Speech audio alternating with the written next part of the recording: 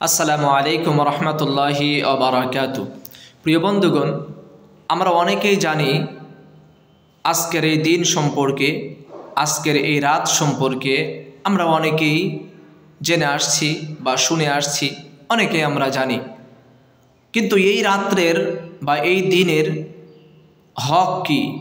এই রাত্রে আমাদের কি করতে হবে, কি কাজ করতে হবে, কোন ব্যক্তিদেরকে আল্লাহ তাআলা ক্ষমা করবেন আর কোন ব্যক্তিদেরকে আল্লাহ তাআলা ক্ষমা করবেন না, এটা কিন্তু আমরা অনেকেই জানি না। তো চলুন আজকে সে বিষয় সম্পর্কে আপনাদেরকে অল্প কিছু ধারণা দিয়ে যায় যে কোন ব্যক্তিকে আল্লাহ তাআলা ক্ষমা করবেন আর কোন ব্যক্তিকে আল্লাহ তাআলা ক্ষমা করবেন না।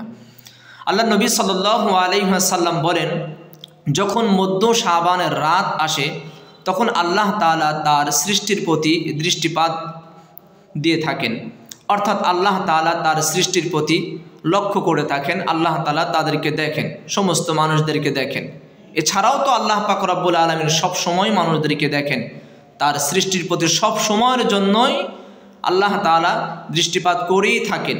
তবু আল্লাহ নবী সাল্লাল্লাহু আলাইহি ওয়াসাল্লাম বলেছেন, যখন মধ্য শাবানের রাত্র আসে তখন আল্লাহ তাআলা তার সৃষ্টির প্রতি দৃষ্টিপাত করে থাকেন। এরপর নবী সাল্লাল্লাহু আলাইহি ওয়াসাল্লাম বলেন যে আল্লাহ তাআলা যারা মুমিন থাকে ওই ব্যক্তিদেরকে আল্লাহ তাআলা ক্ষমা করে দিবেন।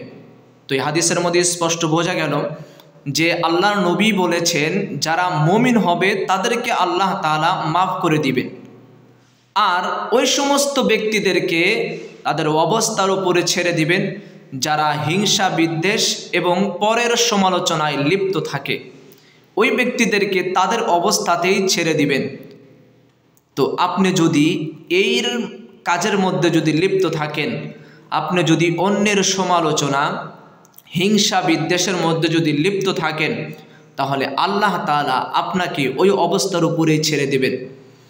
আপনি যদি এই রাত্রের মধ্যে যদি একটা সুযোগ আসে, আপনি যদি চান যে আল্লাহ তাআলা আপনাকে ক্ষমা করুন, আপনি যদি চান যে আল্লাহ তাআলা আপনাকে মাফ করুন, তাহলে আপনি আজকের থেকে, এখন থেকে এটার থেকে তওবা করবেন যে হে আল্লাহ, আমি আর কখনো মানুষের সমালোচনা করব না, আমি আর কখনো মানুষের সাথে হিংসা বিদ্বেষ করব না, আমি আর কখনো কোনো মানুষেরই সমালোচনা করব না। আপনি এরকম করে যখন আপনি আল্লাহ তাআলার কাছে তওবা করবেন, আল্লাহ তাআলা আপনার তওবাকে কবুল করে নেবেন। কারণ নবী সাল্লাল্লাহু আলাইহি ওয়াসাল্লাম বলেন, যেই ব্যক্তি আল্লাহ তাআলার কাছে তওবা করে না অথবা যেই ব্যক্তি আল্লাহ তাআলার কাছে দোয়া করে না, ওই ব্যক্তির উপরে আল্লাহ পাক রব্বুল আলামিন রাগান্বিত হয়ে যান। আর দোয়া করার কথা, তওবা করার কথা কোরআনে কারীমের মধ্যেও আছে যে আপনি আল্লাহ তাআলার কাছে তওবা করুন। আপনি যদি আল্লাহ তাআলার কাছে তওবা করেন তাহলে অবশ্যই আপনাকে আল্লাহ তাআলা মাফ করে দিবেন। তো আরও একটা কথা হলো এটা যে আপনি তওবা করবেন এরকমভাবে যে আপনি ওই কাজের প্রতি আর কখনোই ফিরে তাকাবেন না, তাহলেই আপনার তওবা কিন্তু গ্রহণযোগ্য হবে। আপনি যদি মনে করেন যে আজকে রাত্রে তওবা করলাম, সকালবেলা উঠে আবার ওই কাজের মধ্যে আপনি লিপ্ত থাকবেন, ওই কাজ আবার করবেন, তাহলে কিন্তু আপনার তওবা গ্রহণযোগ্য হবে না, আপনাকেও আল্লাহ তাআলা মাফ করবেন না। কারণ আপনার মনের মধ্যে কি আছে এটাই একমাত্র আল্লাহ পাক রব্বুল আলামিন জানেন, পৃথিবীর কেউ জানে না আপনার অন্তরের মধ্যে কি আছে।